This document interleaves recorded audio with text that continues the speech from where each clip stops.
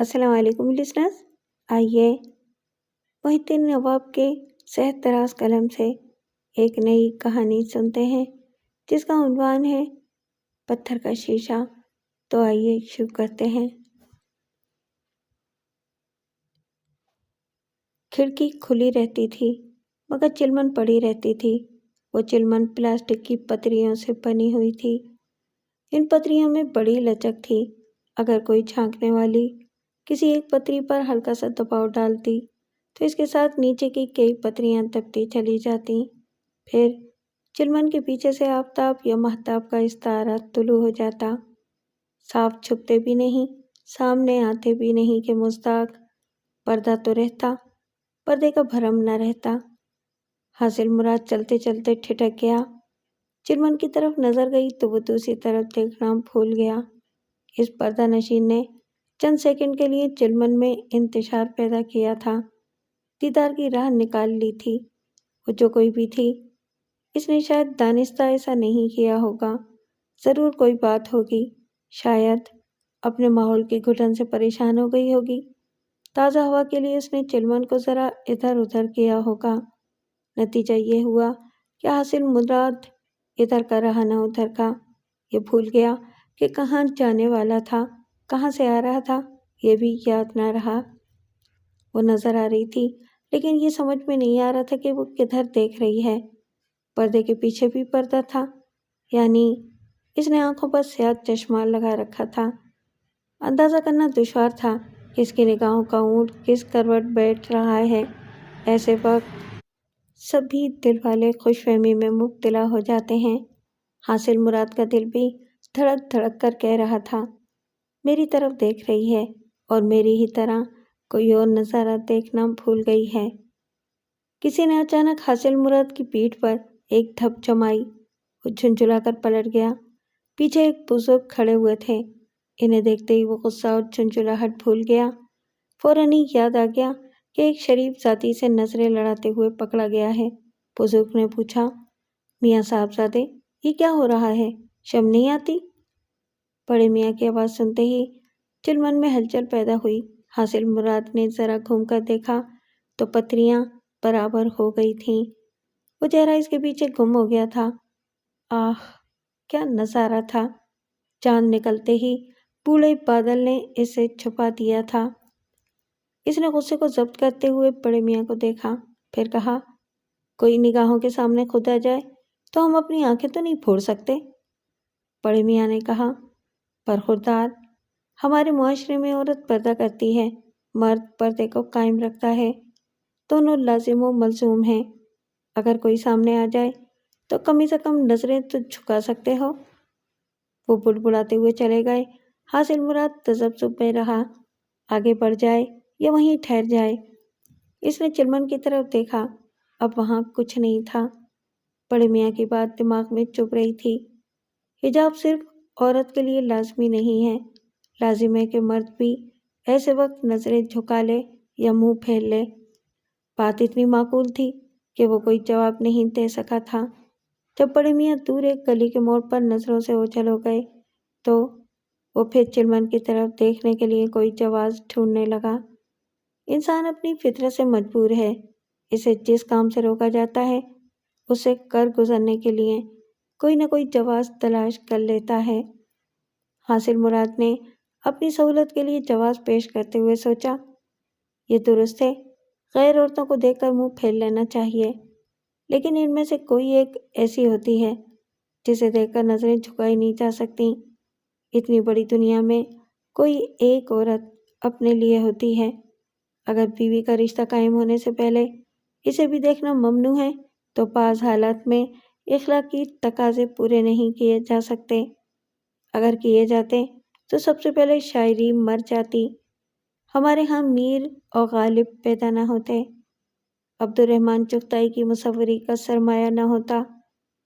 ان عظیم ہستیوں کا کمال فن ثابت کرتا ہے کہ فنون لطیفہ سے اخلاقیات کو ٹھیس نہیں پہنچتی۔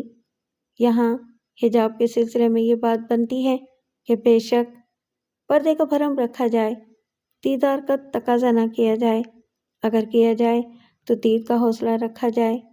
پردہ صرف نقاب سے यह चिलमन से नहीं होता, हकीकतन नीयत की साबित कदमी से होता है। वो चिलमन से दूर खड़ा इंतजार कर रहा था। इस उम्मीद थी कि वह हसीन चेहरा एक बार फिर नजर आएगा। वो गली के एक सिरे से दूसरे सिरे तक टहल रहा था। कोई शुबा करता और इससे सवाल करता तो वो यही जवाब देता कि किसी साहब का मकान तलाश कर रहा हूँ। वैसे वो गली वीरान थी, कोई इक्का दुक्का गुजरने वाला इस पर तवज्जो नहीं दे रहा था। 10 मिनट के बाद ही इसकी आरज़ू पूरी हो गई। चिलमन में फिर इंतशार पैदा हो रहा था। वो तवज्जो से देखने लगा। कभी चिलमन की एक पतरी दब रही थी और कभी दूसरी। इसकी हल्की हल्की सी झलक दिखाई दे रही थी। शायद वो कमरे की सफाई करते करते फिर खिड़की तक आ गई थी।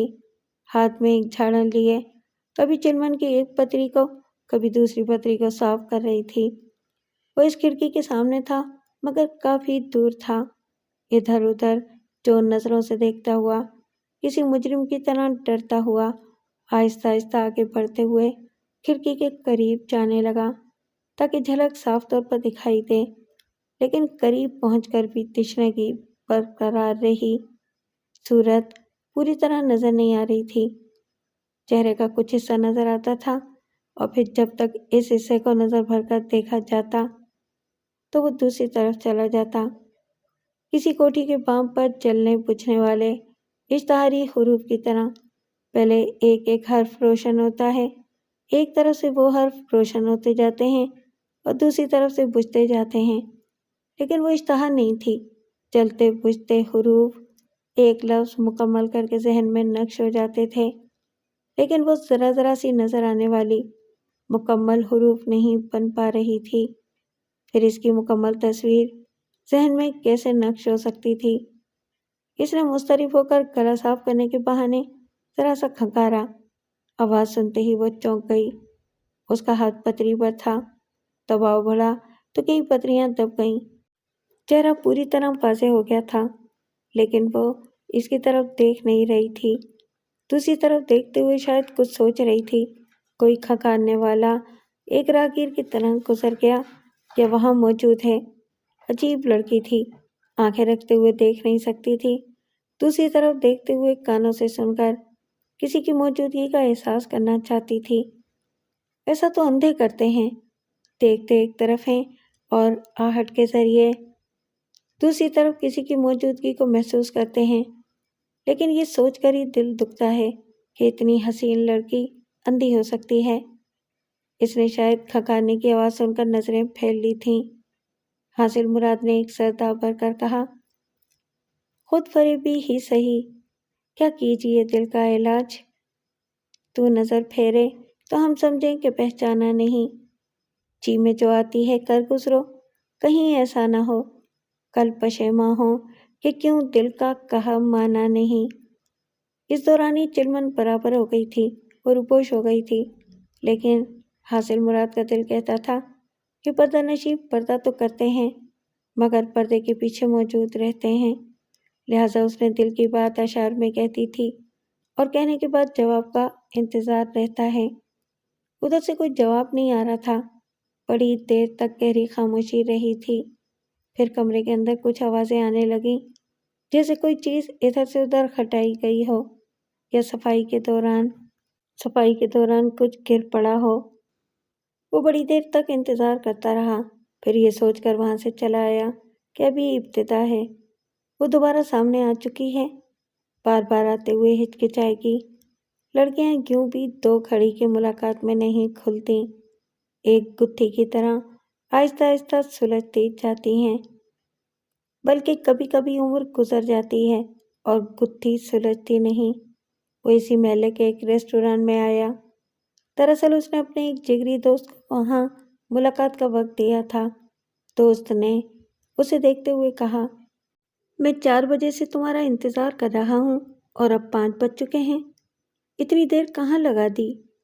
वो बैठते हुए बोला, एक सर दाब भरते हुए, बस कुछ ना पूछो, देर क्या लगाई है, दिल कहीं लगा दिया है।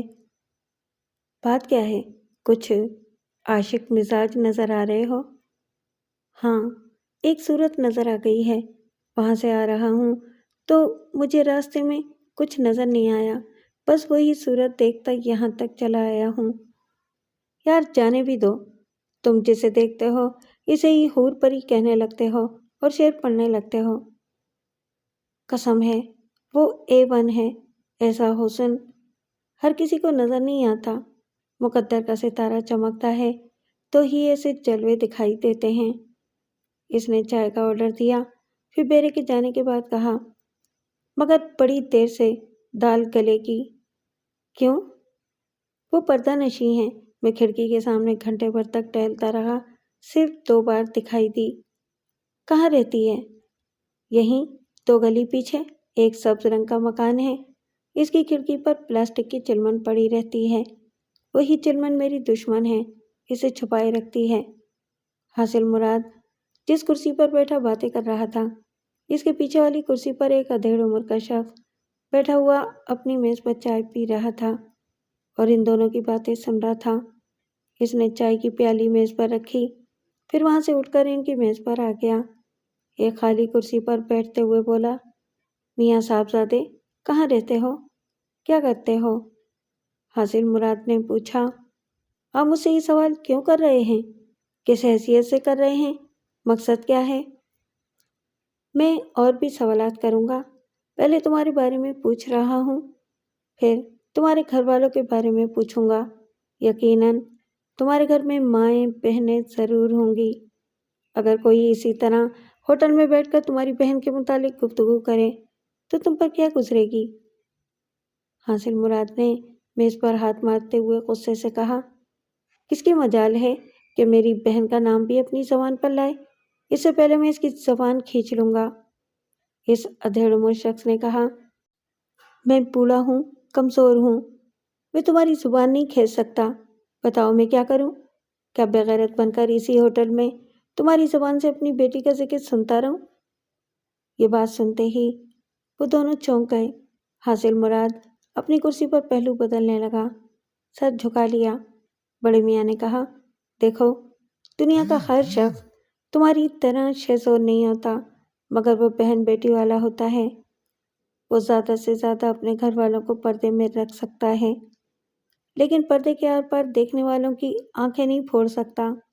کوئی ایسا وقت آ جائے تو وہ عاجزی سے ہاتھ جوڑ کر کہتا ہے کہ شرافت کا تقاضا پورا کرو، چادر اور 4 دیواری کے تقدس کو پامال کرنے کے بجائے سیدھی طرح رشتہ مانگنے آؤ، اگر مناسب سمجھا گیا تو رشتہ ہو جائے گا۔ یہ کہہ کر وہ اٹھنے لگا۔ وہ وہاں سے جانا چاہتا تھا مگر کوئی بات اسے روک رہی تھی۔ وہ کچھ پریشان تھا، تذبذب میں مبتلا تھا۔ پھر اس نے ہچکچاتے ہوئے کہا، تم سوچ رہے ہوگے کہ میں اپنی بیٹی کا رشتہ مانگنے کے لیے کہہ رہا ہوں، یہ بھی ایک طرح کی بے غیرتی ہے، لیکن میں مجبور ہوں۔ میرے پاس اللہ کا دیا سب کچھ ہے، ایک اچھی بیٹی بھی ہے، لیکن وہ آنکھوں سے محروم ہے۔ اگر ایک اندھی کو اپنا سکتے ہو تو کھڑکی کے راستے نہیں، دروازے کے راستے آؤ، ورنہ کسی کی عزت پر کیوں سرے عام کیچڑ نہ اچھالو۔ یہ کہتے ہی وہ فوراً پلٹ کر چلا گیا۔ وہ دونوں میز پر سر جھکائے بیٹھے رہے۔ بیرا چائے لے کر آ گیا، ان کے سامنے 2 پیالیاں رکھ دیں، پھر چلا گیا۔ حاصل مراد کے دماغ میں ایک بات بیٹھ گئی تھی کہ وہ اندھی ہے۔ اس کے دوست نے پوچھا، کیا خیال ہے؟ تم تو کہہ رہے تھے کہ A1 ہے اور ایسا حسن ہر کسی کو نظر نہیں آتا۔ تمہارے بیان کے مطابق مقدر کا ستارہ چمک رہا ہے۔ اب تو لڑکی کے باپ نے آفر دے دی ہے۔ اس نے ناگواری سے کہا، نانسینس، کسی اندھی کے ساتھ زندگی نہیں گزاری جا سکتی۔ لیکن ایک عیب سے کیا ہوتا ہے جبکہ وہ نظر نہیں آتا؟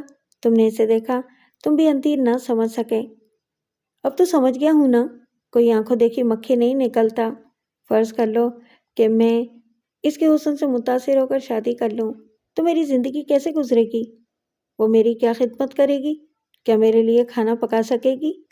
میرے کپڑے استری کر سکے گی؟ میرا گھر سنبھال سکے گی؟ شادی اور عشق میں بڑا فرق ہے۔ شادی گھر گرہستی کے لیے کی جاتی ہے اور عشق محض تفریح طبع کے لیے۔ یعنی تم اس اندھی سے عشق کرتے رہو گے؟ وہ ایک گہری سانس لے کر بولا، کیا خاک عشق کروں گا؟ میں اسے دیکھوں گا، وہ مجھے نہیں دیکھ سکے گی۔ میں اسے آواز دوں گا، وہ کان میری طرف کرے گی، آنکھیں دوسری طرف رہیں گی، اور نہ ہی میرے خطوط کے جواب دے سکے گی۔ تو پھر اسے اپنی فہرست سے خارج کر دو۔ یہی تو ہو نہیں سکتا۔ میں سوچ رہا ہوں یہ ایک نیا تجربہ ہوگا کہ ایک اندھی کو کس طرح محبت میں گرفتار کیا جا سکتا ہے۔ میں کوشش کروں گا۔ چھوڑو یار، اپنے کاروبار کے متعلق بتاؤ، کیسا چل رہا ہے؟ First class. تم تو جانتے ہو میں نے صرف ایک VCR سے کاروبار شروع کیا تھا، آج میرے پاس 5 ہیں، اور وہ کبھی خالی نہیں رہتے، ہر وقت ان کی بکنگ ایڈوانس رہتی ہے۔ اس کا مطلب ہے کہ بینک بیلنس بڑھتا جا رہا ہے۔ وہ ایک گہری سانس لے کر خلا میں تکتے ہوئے بولا، ہاں یار، مجھے اپنی بہن کی فکر ہے۔ جب میں اس کی بھولی بھالی صورت دیکھتا ہوں اور اس کی بڑی بڑی معصوم آنکھوں میں بہن کا پیار امنڈتا ہوا نظر آتا ہے تو دل چاہتا ہے زیادہ سے زیادہ اور کماؤں، اپنی بہن کو اتنا جہیز دوں، اتنی دھوم دھام سے شادی کروں کہ وہ اپنی دولت کے بل بوتے پر سسرال میں راج کرتی رہے۔ اس کا دوست خاموش بیٹا اس کی باتیں سن رہا تھا اور سوچ رہا تھا، یہ اپنی بہن کے لیے کیسے سہانے خواب دیکھ رہا ہے۔ ابھی تھوڑی دیر پہلے ایک باپ نے بھی اپنی بیٹی کے سلسلے میں ایک خواب بیان کیا تھا۔ حاصل مراد اس خواب کی تعبیر ایک باپ سے نہیں، اس کی بیٹی سے چاہتا تھا، لہٰذا دوسرے دن پھر اس چلمن کے قریب پہنچ گیا۔ اس بار وہ صبح سویرے وہاں پہنچا۔ گلی میں بالکل سناٹا تھا، ابھی صبح کا اجالا پوری طرح نہیں پھیلا تھا۔ وہ بڑے اچھے موقع پر وہاں پہنچا تھا کیونکہ وہ اندھی حسینہ صبح سویرے بیدار ہونے کی عادی تھی۔ وہ سوچ رہا تھا کہ کھڑکی پر خولے سے دستک دے، ایسے وقت کھڑکی کے پر خود بخود کھلنے لگے۔ اندھی پوری طرح نظر آئی۔ وہ کھڑکی کھولنے کے بعد اوپر کی طرف اٹھی ہوئی چلمن کو نیچے گرانا چاہتی تھی۔ اتنی دیر میں حاصل مراد نے اسے نظر بھر کے دیکھا۔ بلا شبہ وہ بے حد حسین تھی، اس میں کوئی کمی نہ تھی، صرف اس کی آنکھوں میں پتلیوں کی جگہ سفیدی نظر آ رہی تھی، جس کی وجہ سے حسن میں ذرا عیب ہو گیا تھا۔ چونکہ وہ منہ اندھیرے اٹھ کر کھڑکی کے پاس آئی تھی، اس لیے سوچا ہوگا کہ کوئی اسے دیکھنے والا نہیں ہے، ورنہ وہ سیاہ چشمہ لگا کر آتی۔ جب وہ چلمن درست کرنے لگی تو حاصل مراد نے ہولے سے کہا، میں تمام رات یہاں تمہارا انتظار کرتا رہا۔ آواز سنتے ہی وہ چونک گئی، آنکھیں پھاڑ کر پہلے تو خلا میں دیکھا، پھر جلدی سے دونوں ہاتھوں کو آنکھوں پر رکھ کر دوسری طرف گھوم گئی۔ عورت اندھی ہو یا آنکھوں والی، وہ اپنا عیب دیکھنے والوں کی نظروں سے فوراً چھپانا چاہتی ہے۔ اب وہ کشمکش میں تھی کہ پلٹ کر چلمن کو نیچے تک لائے یا سیاہ چشمہ لگائے۔ چلمن درست کرتے وقت پھر آنکھیں نظر آتی، اس لیے وہ دیوار کا سہارا لیتے ہوئے ایک الماری کے پاس پہنچ گئی، اس کی اوپری دراز کو کھولا، پھر اس میں سے سیاہ چشمہ نکال کر اپنی آنکھوں پر لگا لیا۔ اس کے بعد دونوں ہاتھ سر پر یوں پھیرنے لگی جیسے بکھرے ہوئے بالوں پر ہاتھوں سے کنگھی کر رہی ہو۔ وہ آئینہ دیکھ نہیں سکتی تھی، لیکن دوسروں کی نظر میں آئینے کی طرح صاف اور بے داغ نظر آنا چاہتی تھی۔ پھر اس نے وہاں سے پلٹ کر اندازے سے کھڑکی کی جانب دیکھا، الماری کے پاس سے ہٹ کر دیوار کا سہارا لیتے ہوئے چلمن کی طرف آتے ہوئے کہنے لگی، آپ کون ہیں؟ کل بھی میں نے آپ کی آواز سنی تھی، آپ کیوں میرے پیچھے پڑ گئے ہیں؟ ابو جاگ جائیں یا محلے والوں نے دیکھ لیا تو میں کسی کو منہ دکھانے کے قابل نہیں رہوں گی۔ حاصل مراد نے کہا، تمہاری عزت میری عزت ہے، میں کوئی چھچورا لڑکا نہیں ہوں، ابھی یہاں سے چلا جاتا ہوں، صرف اتنا کہنے آیا ہوں کہ کھڑکی کی چوکھٹ پر ایک کیسٹ رکھا ہوا ہے، میں نے اپنے دل کی کچھ باتیں بیان کی ہیں، سننا پسند کرو تو سن لینا اور جواب ضرور دینا۔ ابھی کیسٹ میں نے جہاں رکھا ہے، کل صبح اسی وقت آ کر تمہارا جوابی کیسٹ وہاں سے اٹھا لوں گا۔ اگر میری بات ناگوار گزرے تو اسے کھڑکی سے باہر پھینک دینا۔ اب میں جا رہا ہوں، خدا حافظ۔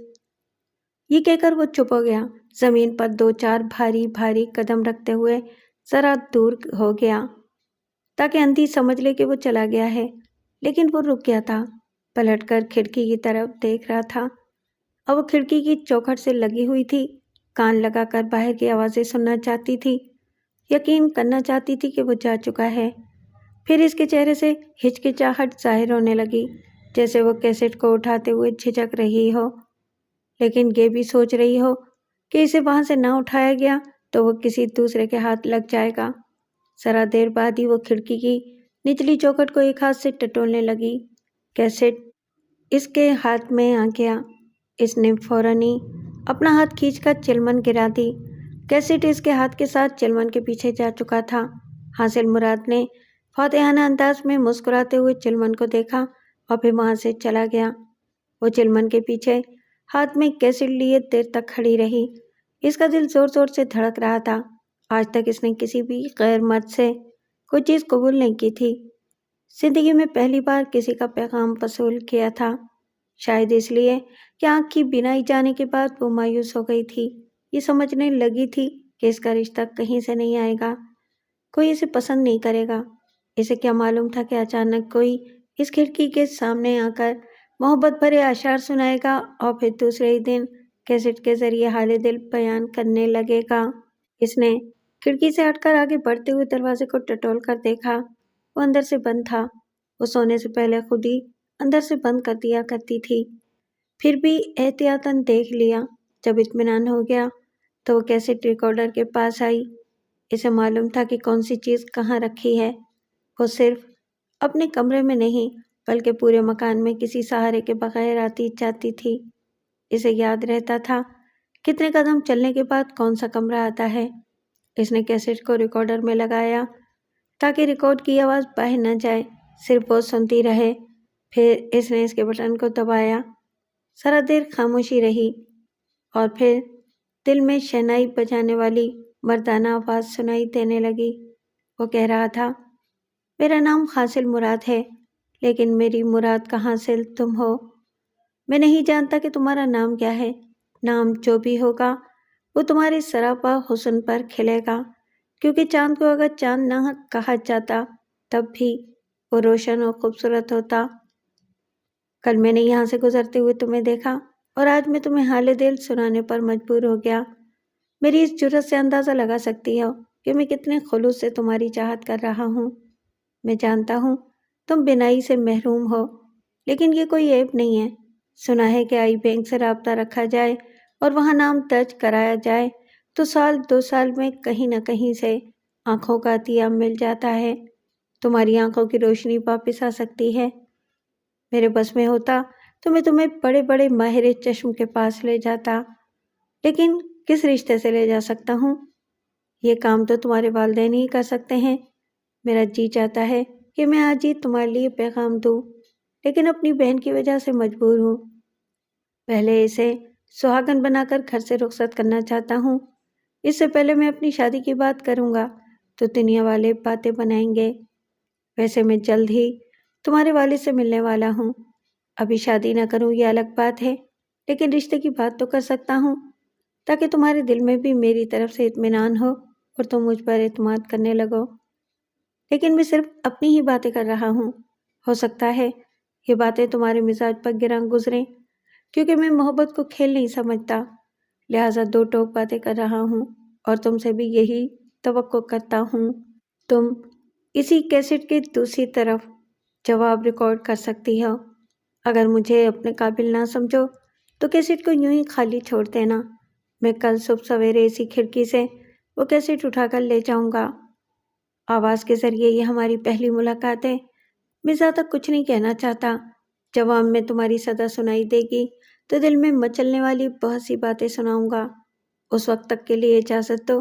खुदा हाफिज़, तुम्हारा हासिल मुराद। रिकॉर्ड खामोश हो गया। वो अपने एक कान में ईयरफोन लगाए चुपचाप बैठी रही। इसके दिमाग में हासिल मुराद की बातें गूंज रही थी। रिकॉर्डर थोड़ी देर तक खामोशी से चलता रहा, फिर इसने इसे ऑफ किया, दूसरा बटन दबाकर रिवाइंड करने लगी। अपनी बेनूर आंखों के सामने तस्वुर में इसे देखते हुए सोचने लगी, वो कैसा होगा, वो ऐसा होगा, वो वैसा होगा। इसका नाम सुनते ही वो पहले तो चौंक गई थी। इसे याद आ गया था कि इसकी सहेली अतिया के भाई का नाम हासिल मुराद है। شاید یہ وہی ہوگا۔ بہت عرصے پہلے اس نے حاصل مراد کو اپنی بہن عطیہ کے ساتھ دیکھا تھا۔ اب اس کا چہرہ یاد نہیں آ رہا تھا، اس لیے اس کے تصور میں وہ چہرہ بن بن کر بگڑ رہا تھا۔ اس نے دوسری بار ریکارڈر کو آن کر کے اس کی باتیں سنی، پھر تیسری بار سنی۔ اس کا جی چاہتا تھا کہ وہ تمام دن ریکارڈر کے سامنے بیٹھی رہے اور باتیں سنتی رہے، لیکن باورچی خانے سے اس کی امی نے آواز دی تھی، بیٹی اب اٹھ بھی جاؤ، آج اتنی دیر تک کیوں سو رہی ہو؟ اس نے کیسٹ کو چھپا دیا، ریکارڈر کو اس کی جگہ رکھ دیا۔ اس کے بعد دروازہ کھول کر راستہ ٹٹولتی ہوئی اپنی امی کے پاس چلی گئی۔ ناشتے سے فارغ ہو کر وہ تمام دن سوچتی رہی جب امی اسے کیا کہنا چاہیے، اور جب کچھ کہنے کی باتیں یاد آتی تھیں تو جی چاہتا تھا کہ فوراً وہ باتیں ریکارڈ کرنے بیٹھ جائے، لیکن یہ آسان نہیں تھا۔ اس نے حاصل مراد کی آواز ایئر فون کے ذریعے چپ چاپ سن لی تھی، لیکن اپنی آواز ریکارڈ کرتے وقت اسے بولنا پڑتا، اور وہ اپنے کمرے میں بولتی تو اس کے والدین کو تجسس ہوتا کہ لڑکی تنہائی میں کیا بڑبڑا رہی ہے۔ وہ دن بڑی مشکل سے گزرا۔ رات آئی تو والدین کے سونے کا انتظار کرتی رہی۔ اندازے سے آدھی رات کے بعد اٹھ بیٹھی۔ دوسرے کمرے سے باپ کے کھانسنے کی آواز آ رہی تھی۔ وہ پھر لیٹ گئی، کروٹ پر کروٹ بدلنے لگی۔ گھڑی نے رات کے 2 بجائے گہرا سناٹا چھا گیا۔ باہر گلی میں کتے بھی نہیں بھونک رہے تھے۔ اس کے والد بھی گہری نیند سو گئے تھے۔ کہیں سے کوئی آواز سنائی نہیں دے رہی تھی۔ وہ بستر سے اٹھ گئی۔ دیوار میں جہاں سوئچ بورڈ لگا ہوا تھا وہیں فرش پر اس نے پہلے ہی ریکارڈر کو رکھ دیا تھا۔ وہ بستر پر سے لحاف اٹھا کر ریکارڈر کے پاس آ گئی، فرش پر بیٹھ گئی، پھر اس نے لحاف کو اپنے اور ریکارڈر کے اوپر ڈال لیا، چاروں طرف سے خود کو ساؤنڈ پروف بنا لیا تھا۔ اس نے ریکارڈر کو آن کیا، پھر ٹھہر ٹھہر کر کہنے لگی، شروع کرتی ہوں اللہ تعالیٰ کے نام سے جو عزت دار گھرانوں کی عزت رکھنے والا ہے۔ میں اپنے گھرانے کی عزت ہوں، میں نے کبھی کسی غیر مرد سے بات نہیں کی۔ اگر غیر مردوں سے بات کرنا جرم ہے تو زندگی میں پہلی بار مجھ سے یہ جرم سرزد ہو رہا ہے، اور اگر بات سے بات بنتی ہے، بگڑتی نہیں، تو میں یہ بات بنانے کا حوصلہ کر رہی ہوں۔ میرے حالات نے مجھے مجبور کر دیا ہے۔ میرے والدین مجھ سے بے حد پیار کرتے ہیں، لیکن وہ میرے مستقبل سے مایوس ہیں۔ انہوں نے آئی بینک سے رابطہ قائم کر رکھا ہے، میرا نام وہاں درج کرایا گیا ہے۔ اس کے باوجود میں امی اور ابو کی باتوں سے یوں محسوس کرتی ہوں کہ وہ مایوس ہیں، جیسے میری آنکھوں کی روشنی واپس نہیں آئے گی، اور نہیں آئے گی تو کہیں سے میرا رشتہ بھی نہیں آئے گا۔ میں کیا کروں؟ میرے چاروں طرف اندھیرا ہی اندھیرا ہے۔ میں کسی کی شریک حیات بن کر گھر گرہستی کی ذمہ داریاں سنبھالنے کے قابل نہیں ہوں۔ پھر میں کس کام کی ہوں؟ سچ پوچھئے تو اپنے والدین کی طرح میں بھی اپنے مستقبل سے مایوس ہو چکی تھی۔ اچانک آپ کی آواز سن کر یوں لگا جیسے آسمان سے میری دعاؤں کا جواب آ گیا ہے۔ میں نے اس کیسٹ کو بار بار ریوائنڈ کیا، بار بار آپ کی باتیں سنتی رہی اور سمجھنے کی کوشش کرتی رہی کہ آپ کی باتوں میں کہیں کوئی کھوٹ چھپا ہوا تو نہیں ہے۔ اگر آدمی فریب دینا چاہے تو اس کی باتوں کے دوران اس کے منہ سے نکلے ہوئے کسی بھی لفظ سے چھپی ہوئی بدنیتی کا اشارہ مل جاتا ہے۔ آپ میری باتوں کا برا نہ مانے، میں دیکھ نہیں سکتی، دیکھ کر کسی کو پرکھ نہیں سکتی، صرف باتیں سن کر کسی کی شخصیت کے متعلق اندازہ کر سکتی ہوں، اور میں نے اندازہ لگایا ہے کہ آپ کی باتوں میں کھوٹ نہیں ہے۔ آپ نے مجھے بڑا حوصلہ دیا ہے۔ پھر آپ پر اعتماد کرنے کی ایک وجہ یہ ہے کہ میری سہیلی عطیہ کے بھائی کا نام بھی حاصل مراد ہے۔ میں سمجھتی ہوں شاید آپ وہی ہیں۔ آپ ہی کی بہن کا نام عطیہ ہوگا۔ ہم دونوں 8ویں جماعت تک ساتھ پڑھتی رہی ہیں۔ پھر میری آنکھیں خراب ہونے لگیں۔ یوں تو بچپن ہی سے میری آنکھیں کمزور تھیں، پھر اور کمزور ہو گئیں، حتیٰ کہ میں 9ویں جماعت تک نہ جا سکی۔ رفتہ رفتہ میری آنکھوں کی روشنی کم ہو گئی۔ بہرحال عطیہ بہت ہی محبت کرنے والی لڑکی ہے۔ جب سے میں اندھی ہو کر گھر بیٹھی ہوں، وہ کئی بار میرے پاس آ چکی ہے، مجھے حوصلہ دیتی ہے اور کہتی ہے اگر کبھی کسی وقت اس کی ضرورت پڑے تو وہ ہر طرح میرے کام آنے کے لیے تیار ہے۔ میں سوچتی ہوں جب بہن اس قدر محبت کرنے والی ہے تو اس کا بھائی بھی کسی طرح خلوص سے دل سے محبت کرنے والا ہوگا۔ میں آپ پر اعتماد کرتی ہوں اور التجا کرتی ہوں کہ آپ ابو سے بات کر لیں، بات طے ہو جائے گی تو مجھے بدنامی کا خوف نہیں رہے گا۔ میں نہیں چاہتی کہ میری کسی نادانی سے میرے والدین کی عزت پر حرف آئے۔ مراد صاحب، اپنی اس اندھی دنیا میں مجھے خدا کے بعد آپ پر بھروسہ ہے۔ ہو سکتا ہے میری آنکھوں کو کبھی روشنی نہ ملے، میری زندگی کے آخری سرے تک پھیلی ہوئی تاریکی میں آپ مجھے جہاں لے جائیں گے میں وہاں چلوں گی۔ اس سے زیادہ اور کیا کہہ سکتی ہوں؟ اب اجازت دیجیے۔ فقط عطیہ کی سہیلی شبانہ۔ ریکارڈ کرتے ہی اس نے بٹن کو آف کیا، پھر جلدی سے لحاف کو اپنے اوپر سے ہٹا دیا۔ گرمی کا موسم تھا، وہ پسینے میں نہا گئی تھی، کھڑکیاں دروازے بند تھے، گرمی کی شدت سے دم گھٹا جا رہا تھا۔ بیچاری اندھی تھی، مجبور تھی، اتنی دیر تک دوزخ میں بیٹھ کر جنت کے خواب ریکارڈ کرتی رہی تھی۔ حاصل مراد پردہ نشینوں کی دنیا میں رہتا تھا۔ پردے کا تقاضا ہے کہ کوئی مرد کسی دوسرے کے گھر میں قدم نہ رکھے۔ کسی ضرورت سے جانا بھی ہو تو پہلے عورتوں کو پردہ کرایا جائے، یہ ایک عام سی بات ہے۔ لیکن جس گھر میں VCR کی بکنگ ہوا کرتی تھی وہاں حاصل مراد کا آنا جانا لگا رہتا تھا۔ کبھی کوئی کیسٹ خراب ہو جاتا تھا، کبھی VCR میں کوئی نقص پیدا ہو جاتا تھا۔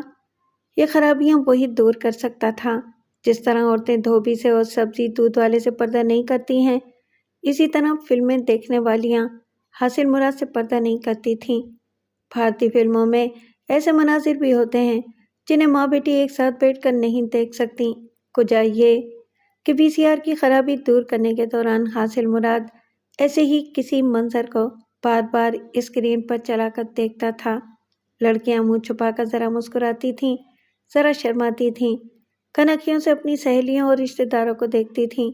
دیکھنے ہی دیکھنے میں حاصل مراد سے بھی نظریں ٹکراتی رہتی تھیں۔ کسی سے صرف نظریں ملتی تھیں، کسی سے دل بھی مل جاتے تھے۔ وہ دوستوں میں بیٹھ کر فخریہ باتیں بیان کرتا، پردے دار گھرانوں کو بے پردہ کرتا۔ وہ رات کو بستر پر لیٹ کر سوچ رہا تھا، اگر وہ اندھی اس کے فریب میں آ جائے تو نیا ریکارڈ قائم ہوگا۔ وہ دوستوں میں بیٹھ کر اور زیادہ فخر سے کہہ سکے گا، ارے آنکھ والوں کی کیا باتیں کرتے ہو، اندھی لڑکیاں بھی میری آواز سن کر مر مٹتی ہیں۔ اس رات وہ 3 بجے بیدار ہو گیا۔ اندھی کا مکان دوسرے علاقے میں تھا، وہاں تک جانے میں وقت لگتا۔ پولیس والوں کا ڈر نہیں تھا، آس پاس کے علاقے کے تمام پولیس والے اسے اچھی طرح جانتے تھے کہ وہ VCR کے سلسلے میں راتوں کو ایک گھر سے دوسرے گھر جایا کرتا ہے۔ وہ بیدار ہوتے ہی اٹھ کر بیٹھ گیا۔ اس کا دل کہہ رہا تھا کہ اندھی نے ضرور جواب ریکارڈ کیا ہوگا، وہاں جاتے ہی کھڑکی کی چوکھٹ پر وہ کیسٹ مل جائے گا۔ وہ وہاں سے اٹھ کر دروازے کو آہستگی سے کھولتے ہوئے باہر آنگن میں آیا۔ وہ نہیں چاہتا تھا کہ گھر والوں کی آنکھ کھلے۔ وہاں اس کی ایک بہن اور ماموں ممانی رہتے تھے۔ والدین کا انتقال ہو چکا تھا، ماموں نکمے تھے، اس لیے بھانجے کی کمائی پر پڑے ہوئے تھے۔ اس نے بھی ماموں ممانی کو اس لیے گھر میں رکھ چھوڑا تھا کہ گھر میں جوان بہن تھی، بزرگوں کی موجودگی سے اطمینان رہتا تھا۔ اس کے کمرے کے ساتھ والا کمرہ بہن کا تھا، اس کے روشن دان سے روشنی جھلک رہی تھی۔ حاصل مراد نے حیران ہو کر اپنی گھڑی دیکھی، 3:10 ہوئے تھے۔ عطیہ سونے سے پہلے بتی بجھا دیا کرتی تھی، اندھیرے میں سونے کی عادی تھی، لیکن اس وقت کمرے میں روشنی کیوں تھی؟ وہ کچھ حیران ہو کر، کچھ پریشان ہو کر سوچنے لگا، پھر دبے قدموں چلتا ہوا اس کمرے کے سامنے پہنچا۔ کھڑکیاں اور دروازے بند تھے، اتنی گرمی میں بھلا کھڑکی کیوں بند تھی؟ وہ باہر کی طرف نہیں کھلتی تھی، آنگن کی طرف کھڑکی کو کھولا جا سکتا تھا۔ یہ بات سمجھ میں آتی تھی کہ عطیہ سونے سے پہلے لائٹ آف کرنا بھول گئی ہوگی، لیکن یہ بات سمجھ میں نہیں آتی تھی کہ آنگن کی طرف کھلنے والی کھڑکی بند کیوں ہے۔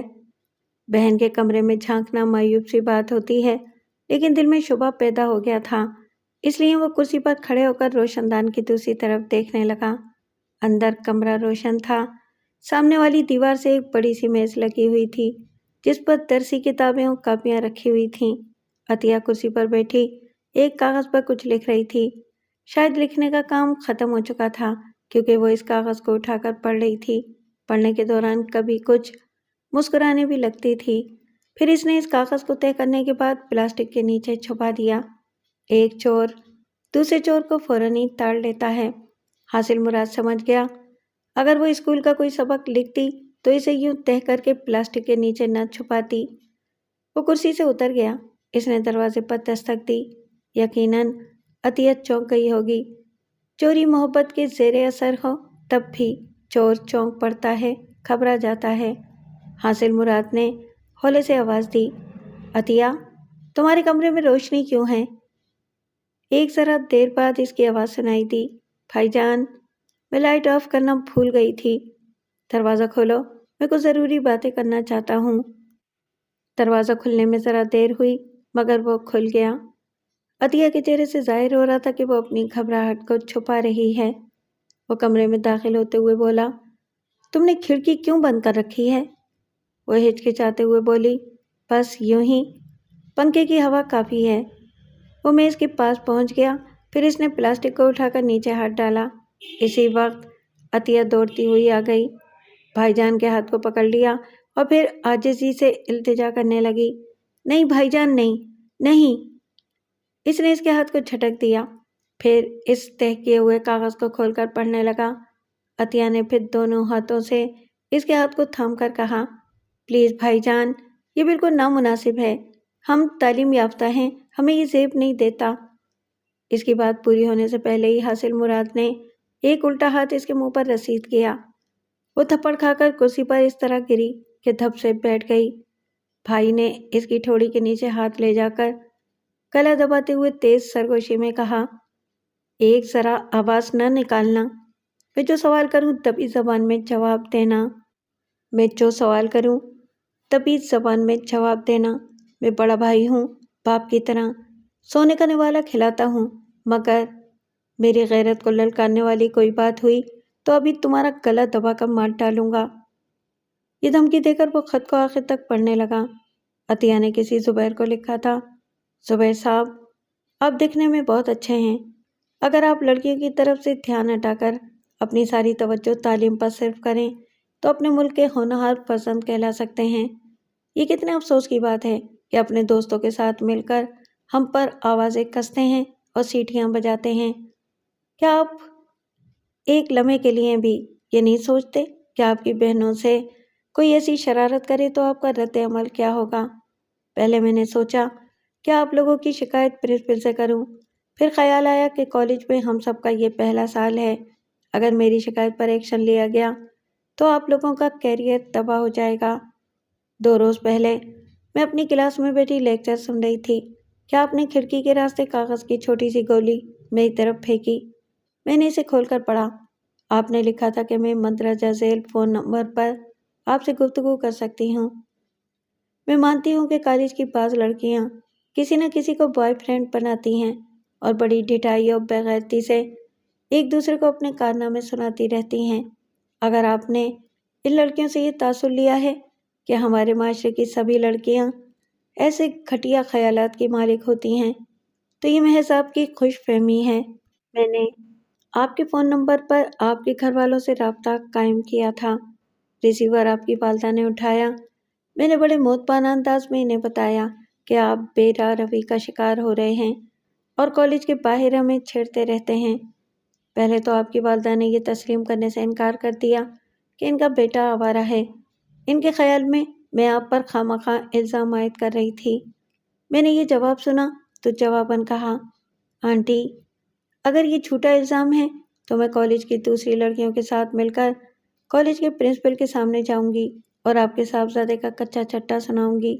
तब क्या होगा? मेरी इस धमकी का इन पर कुछ असर हुआ। उन्होंने जल्दी से कहा, नहीं बेटी, बात आगे न बढ़ाओ।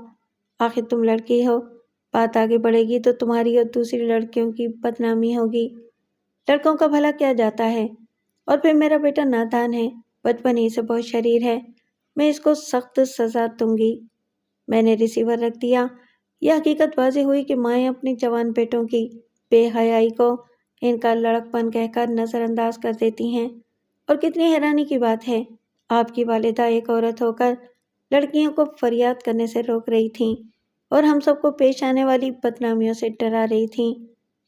अगर आप बुरा न माने تو میری طرف سے امی والدہ سے یہ سوال ضرور کریں، امی آپ بھی کبھی لڑکی تھیں، کیا آپ کا سابقہ بھی ایسے حالات سے پڑا تھا؟ لیکن آپ اپنی ماں اور بہن سے ایسے سوالات نہیں کریں گے۔ ایسے وقت ہر مرد کو شرم آتی ہے۔ اصل بات شرم کی ہے۔ اگر مرد کو پہلے ہی شرم آ جائے تو اسے بات کی ندامت سے نجات مل جائے۔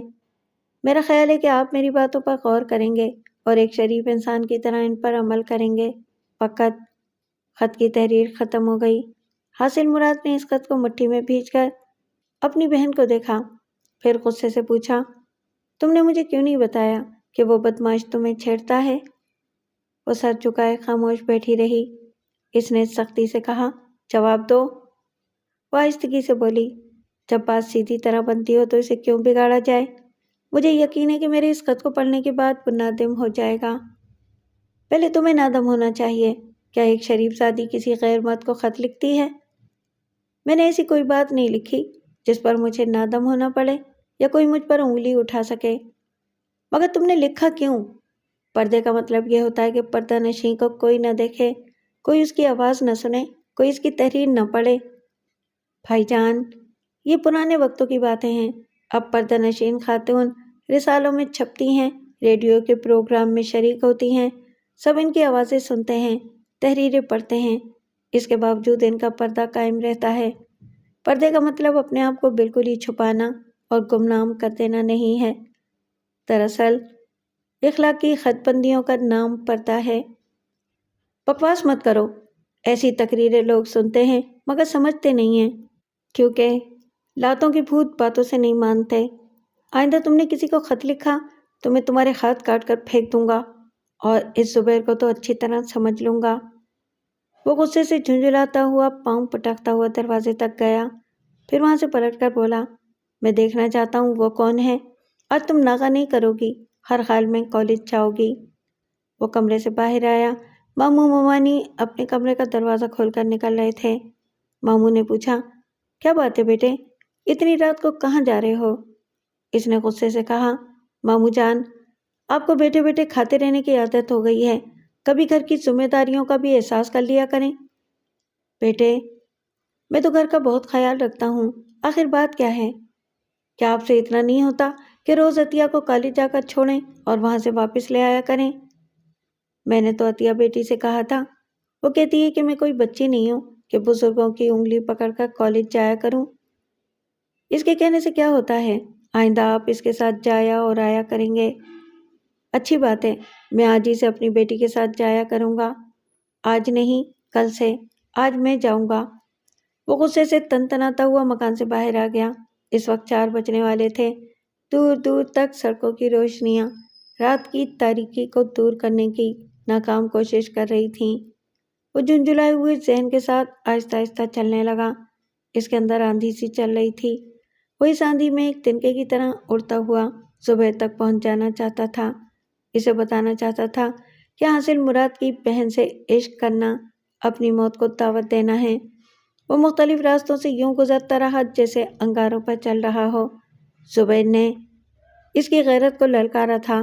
اب وہ اس وقت تک سکون سے نہیں بیٹھ سکتا تھا، نہ کھا سکتا تھا، نہ آرام کر سکتا تھا، جب تک اس کی ہڈیاں پسلیاں توڑ کر اسے بہن کی عزت کرنا سکھا نہ دے۔ وہ چلتے چلتے ایک دم سے رک گیا، سر اٹھا کر چلمن کی طرف دیکھنے لگا۔ وہ ادھر نہیں آ رہا تھا، اپنے مسئلے میں الجھا ہوا تھا، لیکن خزاں جھنجھلاہٹوں کے باوجود اس کے مزاج نے اسے عشق کی منزل تک پہنچا دیا تھا۔ اس نے 5 بجے وہاں پہنچنے کے لیے کہا تھا اور ابھی 5 بجنے میں دیر تھی۔ اس کے باوجود وہ کھڑکی کھلی ہوئی تھی۔ اس کا مطلب صاف ظاہر تھا کہ دونوں طرف آگ برابر لگی ہوئی تھی۔ وہ بھی بے قراری سے انتظار کر رہی ہوگی۔ پتہ نہیں رات کو کب سے کھڑکی کھولے، چلمن کے پیچھے کھڑی اس کی آہٹ سننے کی منتظر ہوگی۔ وہ تیزی سے چلتا ہوا کھڑکی کے پاس آیا۔ اسٹریٹ لیمپ کی روشنی میں اس کی چوکھٹ صاف طور پر نظر آ رہی تھی۔ وعدے کے مطابق اس چوکھٹ پر کیسٹ نظر نہیں آ رہا تھا۔ اس نے آہستگی سے کھڑکی پر دستک دی، پھر کہا، میں آ گیا ہوں۔ چلمن میں ہلکی سی لرزش پیدا ہوئی، پھر ایک ہاتھ باہر آیا، چاندنی سے ڈھلا ہوا لگتا تھا۔ इस हाथ ने कैसेट को चौखट पर रख दिया और फिर चिलमन के पीछे गुम हो गया। वो खुशी से खिल गया, आगे बढ़कर इस कैसेट को उठा लिया, इसे चूमते हुए कहा, शुक्रिया। मैं नहीं जानता इस कैसेट में तुम्हारे तेवर क्या होंगे, लेकिन मुझे जवाब मिल रहा है, यही मेरे लिए बहुत है। चिलमन के पीछे खामोशी रही। इसने कहा, मैं इस कैसेट के जरिए तुम्हारी आवाज़ सुन लूँगा, मगर कैसेट में और तुम में ज़मीन और आसमान का फ़र्क है। ये तुम्हारी आवाज़ में बोलेगी, मगर तुम्हारे वजूद के बगैर बोलेगी। मैं इतनी दूर से चलकर आया हूँ, मेरी ये आरज़ू भी पूरी कर दो, अपनी हल्की सी आवाज़ सुना दो। दूसरी तरफ से ज़रा खामोशी रही, फिर वो लरजती हुई आवाज़ में बोली, प्लीज़ आप यहाँ से चले जाएं, मेरी आवाज़ अम्मी और अब्बू के कमरे तक भी पहुँच सकती है। हाँ, मैं अपनी खुशी में भूल ही गया था कि यहाँ ज़्यादा देर तक खड़े रहना मुनासिब नहीं है।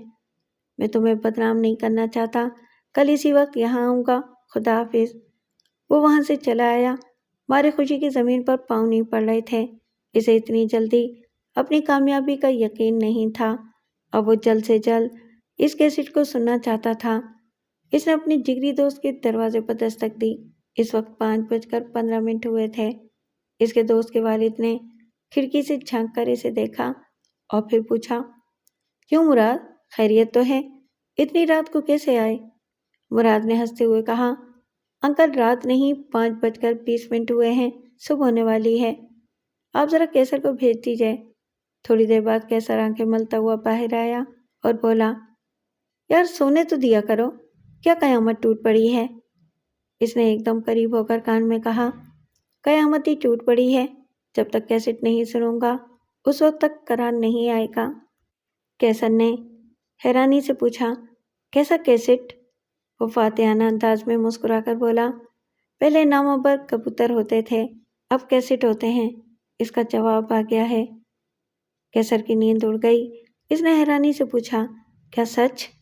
वो अंधी इतनी जल्दी दामे फरेब में आ गई है? यही तो हमारा कमाल है। कैसेट रिकॉर्डर ले आओ, कहीं तन्हाई में चलकर सुनते हैं। मेरा कैसेट रिकॉर्डर ख़राब है यार, मुश्किल हो गई, अब क्या करें? वो दोनों बशीर के यहाँ पहुँचे। इस वक्त तक फजर की अजान हो चुकी थी, रोशनी फैल रही थी। बशीर ने भी हैरानी से पूछा, यार कल ही की बात है, तुम इस अंधी का जिक्र कर रहे थे, इतनी जल्दी ये सब कुछ कैसे हो गया?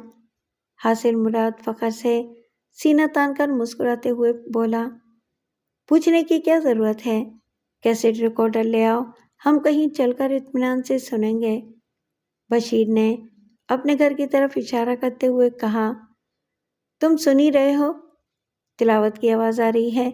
मेरे अब्बू फजर की नमाज के बाद कैसेट के ज़रिए कुरान पाक सुनते हैं। 1 घंटे से पहले रिकॉर्डर नहीं मिलेगा। इस पर भी तरह तरह के सवालात किए जाएंगे कि घर से बाहर रिकॉर्डर क्यों ले जाया जा रहा है। हासिल मुराद ने कैसेट को हसरत से देखते हुए कहा, कोई भी मुराद फौरन पूरी नहीं हो जाती, चलो जमाल हसन के यहाँ चलते हैं। वो तीनों जमाल हसन के यहाँ पहुँचे। आवाज़ दी तो वो घर से निकला। इसके सर पर पट्टी बंधी हुई थी। दोस्तों ने पूछा, ये चोट कैसे आई? वो तकलीफ से कराते हुए बोला, बस कुछ ना पूछो, अपनी सुनाओ। बाजमात आए हो तो अंदर ज़रूर कोई ख़ास बात होगी। हासिल मुराद ने कैसेट को थपथपाते हुए कहा, हाँ यार, बड़ी चटपटी बातें सुनाने आए हैं। कल मैंने कहा था कि डोर फेंक दी है, आज मछली कांटे में आ गई है। जमाल हसन ने हैरानी से पूछा, क्या वो अंधी है? हाँ, इसने अपना जवाब इसमें रिकॉर्ड किया है। अपना कैसेट रिकॉर्डर ले आओ, हम कहीं चलकर सुनेंगे। इसने अपने घर के दरवाजे की तरफ देखते हुए कहा, मेरे पास कैसेट रिकॉर्डर तो था, मगर अब किसी काम का नहीं रहा। यार क्यों बहाना कर रहे हो? कसम से बहाना नहीं कर रहा हूँ। मेरे सर को देख रहे हो? हाँ, पट्टी बंधी हुई है। आखिर क्या हुआ? होना क्या था, अभी मुंह अंधेरे बेगम से झगड़ा हो गया। मुझे गुस्सा आया तो मैंने गुलदान उठाकर मारना चाहा। इससे पहले ही बेगम ने कैसेट रिकॉर्डर उठाकर मेरे सर पर दे मारा। वो तो अब बजने के काबिल नहीं रहा, मेरा सर बज रहा है। कैसर ने कहा, تمہیں کتنا سمجھایا تھا کہ شادی کرنے میں جلدی نہ کرو، لیکن تم نے ہماری ایک نہ سنی۔ اب کیا ہو سکتا ہے؟ چلو وکی کے پاس چلتے ہیں۔ وہ سب وقار احمد اور وکی کی کوٹھی میں پہنچے۔ وکی کے ہاں کئی کیسٹ ریکارڈر تھے۔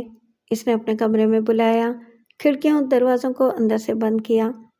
ایک کیسٹ ریکارڈر کو صوفے کی درمیانی میز پر رکھا، پھر کیسٹ کو اس میں لگا کر اسے آن کر دیا۔ تمام دوست آرام سے صوفے پر بیٹھ کر سننے لگے۔ ان کے درمیان ایک پردہ نشین بول رہی تھی۔ اس نے زندگی میں پہلی بار اپنے آس پاس اندھیرا دور کرنے کے لیے اپنے منہ سے آواز نکالی تھی۔ وہ نہیں جانتی تھی کہ سرے محفل سنی جا رہی ہے۔ نئی نسل کے نوجوان سن رہے تھے اور تبصرے کر رہے تھے، حاصل مراد کی تعریفیں کر رہے تھے۔ واہ، کیا رس بھری آواز ہے! بھائی ایسے نایاب موتی کیسے ڈھونڈ لیتے ہو؟ لہجہ اچھا ہے مگر رومانس کم اور فلسفہ زیادہ بولتی ہے۔ بھائی مراد، ایک گڑبڑ ہے، یہ تمہاری بہن کو جانتی ہے۔ اگر یہ بات تمہارے گھر تک پہنچی اور تمہارا یہ کھیل سنجیدہ ہو گیا تو جمال حسن کی طرح تمہاری بھی شادی ہو جائے گی۔ پھر ایک دن ہم تمہارے سر پر پٹی بندھی ہوئی دیکھیں گے۔ سب ہنسنے لگے۔ اندھی کی باتیں سننے کے بعد حاصل مراد نے ریکارڈر آف کر دیا، پھر کہا، میں کوئی ایسا چکر چلاؤں گا کہ شبانہ میری بہن سے نہ مل سکے۔ اپنی بہن پر پابندی عائد کر دوں گا، وہ ادھر نہیں آ سکے گی۔ اب ایک بات اور سنو، آج ہمیں ایک تھرلنگ سچویشن سے گزرنا ہے۔ اپنے اپنے ہاکی اور پلے نکالو۔ بات کیا ہے؟ وہ زبیر کے متعلق بتانے لگا تھا۔ اس کی بات سنتے ہی بشیر نے غصے سے کہا، ہماری ماں بہنوں کو چھیڑنا آسان نہیں ہے۔ ہم زبیر کو وہ سبق سکھائیں گے کہ زندگی بھر یاد رکھے گا۔ کیسر نے کہا، ہماری ٹیم بہت مضبوط ہے، کوئی ہمارے گھروں کی چار دیواری میں جھانکنے کی جرات نہیں کر سکتا۔ وکی نے کہا، تم کہو تو میں اپنے پاپا کا ریوالور لے کر چلوں؟ حاصل مراد نے کہا، اس کی ضرورت نہیں پڑے گی، ہاکی اور کرکٹ کے بلے ہی کافی ہیں، اور چاقو تو میرے پاس ہمیشہ رہتا ہے، بات بڑھے گی تو دیکھا جائے گا۔ پھر اس نے کیسٹ کو ریوائنڈ کیا اور ایک بار پھر شبانہ کی باتیں سننے لگا اور دوستوں کو سنانے لگا۔ کالج کے احاطے کے باہر ایک چھوٹا سا ریسٹوران تھا۔ ریسٹوران کے بائیں طرف بس اسٹاپ اور دائیں طرف کالج کا بڑا سا گیٹ تھا۔ اس وقت ریسٹوران کے اندر حاصل مراد اپنے 6 گبرو دوستوں کے ساتھ بیٹھا چائے پی رہا تھا۔ ان کی میز کے نیچے ہاکی اور بلے رکھے ہوئے تھے۔ ریسٹوران میں کافی چہل پہل تھی۔ کالج کے لڑکے آتے جاتے اور کھاتے پیتے رہتے تھے۔ ان کی میز کے پاس ایک کھڑکی کے قریب 2 نوجوان بیٹھے ہوئے کالج کی طرف دیکھ رہے تھے اور چائے پیتے ہوئے باتیں کر رہے تھے۔ ان کی باتوں کی آواز حاصل مراد کے کانوں تک پہنچ رہی تھی۔ کاؤنٹر پر بیٹھا ہوا ریسٹوران کا مالک بھی ان کی باتیں سن رہا تھا مگر نظر انداز کر رہا تھا۔ حاصل مراد ان نوجوانوں کی طرف توجہ نہ دیتا، لیکن ان کی باتوں کے دوران عطیہ کا نام آیا تھا اور یہ نام سنتے ہی اس کے کان کھڑے ہو گئے تھے۔ اس نے اندازہ لگایا تھا کہ وہی نوجوان زبیر ہو سکتا ہے۔ تھوڑی دیر بعد اس نوجوان نے چہک کر اپنے ساتھی سے کہا، وہ آ رہی ہے، چلو اٹھو۔ وہ اٹھتے ہوئے کہنے لگا، کمبخت کبھی تنہا نہیں رہتی، ہمیشہ 2-4 سہیلیوں کے ساتھ ہوتی ہے، جس طرح چاند ستاروں کی جھرمٹ میں ہوتا ہے۔ یہ کہتے ہوئے وہ دونوں ریسٹوران سے باہر چلے گئے۔ حاصل مراد نے اٹھ کر کھڑکی کے باہر دیکھا، عطیہ اپنی 2 سہیلیوں کے ساتھ آ رہی تھی۔ اس نے کاؤنٹر پر جا کر مالک سے پوچھا، جناب، آپ ان نوجوانوں کی باتیں سن رہے تھے؟ اس نے ہنستے ہوئے کہا، میں یہاں روز ہی بھانت بھانت کی بولیاں سنتا ہوں۔ آج کل کے لڑکے تعلیم کیا حاصل کریں گے؟ یہ تو عشق کرتے ہیں یا پھر سیاست کرتے ہیں۔ یہ وہ نسل ہے جو آئندہ چل کر اس ملک کا بوجھ سنبھالے گی، پھر سوچو کیا ہوگا۔ آپ نے ان کی زبان سے عطیہ نامی لڑکی کا نام سنا ہے؟ وہ اس کے متعلق کیسی کیسی باتیں کر رہے تھے؟ ہاں بھائی، میں نے کہا نا، میں تو روز ہی سنتا رہتا ہوں۔ پھر آپ کسی موقع پر گواہی دے سکتے ہیں کہ یہ میری بہن کو چھیڑتے رہے ہیں؟ ریسٹوران کے مالک نے چونک کر پوچھا، کیا وہ تمہاری بہن ہے؟ ہاں، اسی لیے تو آپ سے درخواست کر رہا ہوں۔ وہ ہچکچاتے ہوئے بولا، دیکھو میاں صاحبزادے، یہ میرے دھندے کی جگہ ہے، یہاں سے 4 پیسے کماتا ہوں، بس اسٹاپ کے مسافروں سے آمدنی کم ہوتی ہے۔ یہ کالج کے لڑکے ہی یہاں آ کر زیادہ کھاتے پیتے ہیں۔ میں ان سے بگاڑ پیدا نہیں کر سکتا۔ غصہ آ گیا تو میرے ہوٹل میں توڑ پھوڑ مچائیں گے۔ آپ کیسی باتیں کر رہے ہیں؟ ایک شریف زادی کو چھیڑا جا رہا ہے۔ آپ اس کے چشمدید گواہ ہیں اور آپ گواہی دینے سے انکار کریں گے؟ تم ابھی جوان ہو، زندگی کے رنگ ڈھنگ نہیں جانتے۔ آدمی پہلے اپنا پیٹ دیکھتا ہے۔ یا باہر کوئی آپ کی بیٹی کو چھیڑتا رہے تو آپ یہاں کاؤنٹر پر پیسے گنتے رہیں گے؟ بھائی میں بحث نہیں کرنا چاہتا، اتنا جانتا ہوں کہ اپنا دھندا خراب نہیں کرنا چاہیے۔ ویسے تمہاری بہن میری بیٹی جیسی ہے، میں ان لڑکوں کو سمجھا دوں گا۔ آپ ایک عرصے سے اس ریسٹوران کے مالک ہیں اور یہ تماشے دیکھتے آ رہے ہیں۔ صرف میری بہن کی بات نہیں، اور بھی دوسری لڑکیوں کو یہ چھیڑا جاتا ہے۔ کیا اس سے پہلے آپ نے کسی کو سمجھایا؟ بھائی تم بحث زیادہ کرتے ہو۔ میں نے کہا نا، میں اس لڑکے کو سمجھا دوں گا۔ بس اب جاؤ۔ اسی وقت وکی نے ریسٹوران کے باہر سے آواز دی، مراد جلدی آؤ۔ وہ تیزی سے چلتا ہوا باہر آیا۔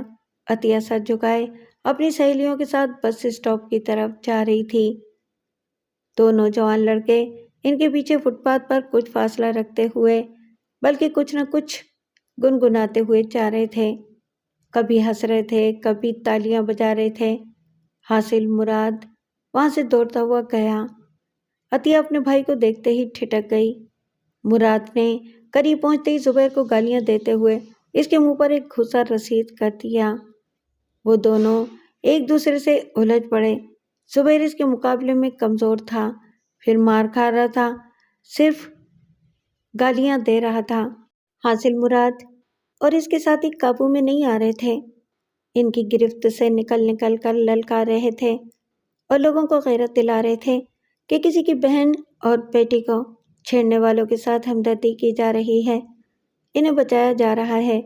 اگر اس سلسلے میں لڑنا خلاف قانون ہے تو زبیر کو قانون کے حوالے کیا جائے۔ اس وقت تک کالج کے پرنسپل نے پولیس کو طلب کر لیا تھا۔ زبیر مار کھانے کے بعد غصے سے دھاڑ رہا تھا۔ اس نے پرنسپل اور پولیس والوں کو آتے ہوئے نہیں دیکھا تھا۔ حاصل مراد کو چیلنج کرنے لگا، میں تمہیں زندہ نہیں چھوڑوں گا۔ اگر تم میرے قابو میں نہ آئے تو میں تمہاری بہن کو اٹھوا لوں گا۔ پولیس انسپکٹر نے پیچھے سے اس کے گریبان کو پکڑ کر جھٹکا دیتے ہوئے پوچھا، کیا بک رہے ہو؟ پرنسپل نے کہا، انسپکٹر یہ لڑکے جوان ہیں، نادان ہیں، جوش میں آتے ہیں تو ہوش میں نہیں رہتے۔ میرا مشورہ ہے کہ آپ انہیں تھانے نہ لے جائیں، میرے دفتر میں لے چلیں، وہاں فیصلہ ہو جائے گا۔ تھوڑی دیر بعد بھیڑ چھٹ گئی۔ زبیر، حاصل مراد، اس کے ساتھی اور عطیہ وغیرہ کو کالج کے کامن روم میں لے جا کر بٹھایا گیا۔ فرداً فرداً ان کے بیانات سنے گئے۔ پرنسپل اور انسپکٹر اس نتیجے کو پہنچے کہ سراسر زبیر کی غلطی ہے، اس نے لڑکیوں کو چھیڑ کر غلط حرکت کی ہے، لہٰذا وہ عطیہ اور اس کے بھائی سے معافی مانگے۔ پرنسپل کو ایک تحریری بیان دے کر یہ کہے کہ وہ آئندہ کسی لڑکی کو نہیں چھیڑے گا۔ زبیر نے اٹھ کر غصے سے کہا، ایک تو ان لوگوں نے منظم طریقے سے ہاکی اور بلوں سے مجھ پر حملہ کیا، مجھ پر جھوٹا الزام لگایا، میں نے کسی کو نہیں چھیڑا ہے۔ انسپکٹر نے ڈانٹ کر کہا، اوئے تم بڑے شریف ہو، میرے سامنے انہیں چیلنج کر رہے تھے کہ ان کی بہن کو اٹھوا لو گے۔ ابھی تمہیں حوالات میں بند کر دوں گا تو ہوش ٹھکانے آ جائیں گے۔ وہاں ہم کھٹملوں اور مچھروں کو تمہارے جیسے بدماشوں کا خون پینے کے لیے آزاد چھوڑ دیتے ہیں۔ حاصل مراد نے اپنی جگہ سے اٹھتے ہوئے کہا، جناب، انسان معافی مانگنے اور توبہ کرنے کے بعد بھی وہی غلطیاں کرتا ہے۔ آپ باقاعدہ اس کے خلاف رپورٹ درج کریں اور اس نے جن الفاظ میں چیلنج کیا ہے اسے ہو بہو تحریر میں لائیں تاکہ اس کے دل پر دہشت طاری رہے اور یہ قانون سے ڈرتا رہے۔ انسپکٹر نے حاصل مراد کی طرف چھڑی اٹھاتے ہوئے کہا، اوئے ہمیں قانون نہ سکھاؤ، ہم تم سے زیادہ جانتے ہیں، زیادہ بک بک کرو گے تو تم سب کی پٹائی کروں گا۔ عطیہ نے اٹھ کر کہا، انسپکٹر اس وقت آپ طلباء اور طالبات کے درمیان ہیں، آپ کی چھڑی سے چور اور بدماش ڈرتے ہوں گے۔ اگر آپ قانون کے محافظ ہیں تو زبیر کے خلاف باقاعدہ رپورٹ درج کریں، ورنہ میں یہاں سے طلباء اور طالبات کا جلوس لے کر ڈی سی آفس کے باہر جاؤں گی۔ اور تب معلوم ہوگا کہ قانون کیا ہے۔ ایک لڑکی کی بے عزتی کرنے کے جرم میں اسے سخت ترین سزا دی جائے گی۔ پرنسپل نے جلدی سے دونوں ہاتھ اٹھا کر کہا، نہیں نہیں عطیہ، تم ایک ذہین طالبہ ہو، ایسا مت کرو، جوش میں نہ آؤ، ایسے اقدامات سے ہمارا کالج بدنام ہو جائے گا۔ پلیز بیٹھ جاؤ، میں زبیر کو سمجھا دوں گا اور اس کا تحریری بیان اپنے پاس محفوظ رکھوں گا، یا آئندہ تمہیں چھیڑنے کی جرات نہیں کرے گا۔ وہ مجبوراً پرنسپل کا فیصلہ تسلیم کر کے آ گئے۔ حاصل مراد اور اس کے ساتھی مطمئن نہیں تھے۔ وہ یہی کہہ رہے تھے کہ کچھ بھی نہ ہوا، جی بھر کے زبیر کی پٹائی نہ ہو سکی، وہ بچ کر نکل گیا، مگر وہ انتقام کی آگ میں سلگتے رہیں گے۔ کیونکہ وہ مطمئن نہیں تھے، اس لیے دوسرے دن بھی اسی ریسٹوران کے پاس آ کر کھڑے ہو گئے۔ جب عطیہ اپنی سہیلیوں کے ساتھ کالج سے نکل کر بس اسٹاپ کی طرف آنے لگی تو 4 بدماش قسم کے لوگ پیچھے لگ گئے۔ وہ آپس میں باتیں کر رہے تھے۔ بھائی، زبیر نے اپنے پرنسپل سے معافی مانگی ہے، اپنا تحریری بیان دیا ہے، ہم نے تو نہیں دیا۔ ہائے، اچھی صورت بھی کیا بری شے ہے، جس نے ڈالی بری نظر ڈالی، اب تو ہم بری نظر ڈال رہے ہیں، کہاں ہے تمہارا وہ غیرت مند بھائی؟ پیچھے سے حاصل مراد نے للکار کر کہا، میں یہاں ہوں۔ جیسے ہی اس نے پلٹ کر دیکھا، کیسر نے اس پر ہاکی سے حملہ کیا، وہاں پھر بھگدڑ مچ گئی۔ اس بار وہ گنڈے بھی ڈنڈے لے کر آئے تھے۔ اس لڑائی کے دوران حاصل مراد زبیر کے پاس پہنچ گیا۔ وہ ایک طرف الگ تھلگ کھڑا سگریٹ کے کش لگا رہا تھا اور مسکرا کر تماشا دیکھ رہا تھا۔ مراد نے اس کے قریب پہنچتے ہی اس کے منہ پر ایک گھوسا رسید کر دیا، پھر اسے غصے اور جنون کی حالت میں مارتا چلا گیا۔ اس کے ساتھیوں نے اسے بچانے کی کوشش کی تو اس نے چاقو نکال لیا۔ چاقو کا پھل کھلتے ہی سب منتشر ہو گئے۔ زبیر نے بھاگنا چاہا مگر بھاگ نہ سکا، موت اس کا مقدر بن گئی تھی۔ دور تماشا دیکھنے والے چیخنے لگے، خون خون ہو گیا، خون ہو گیا، قتل ہو گیا، توڑو پکڑو، مگر کوئی آگے بڑھ کر اسے پکڑنے کی جرات نہیں کر رہا تھا۔ اس کے ہاتھ میں خون آلود چاقو تھا اور زمین پر زبیر کی لاش پڑی ہوئی تھی۔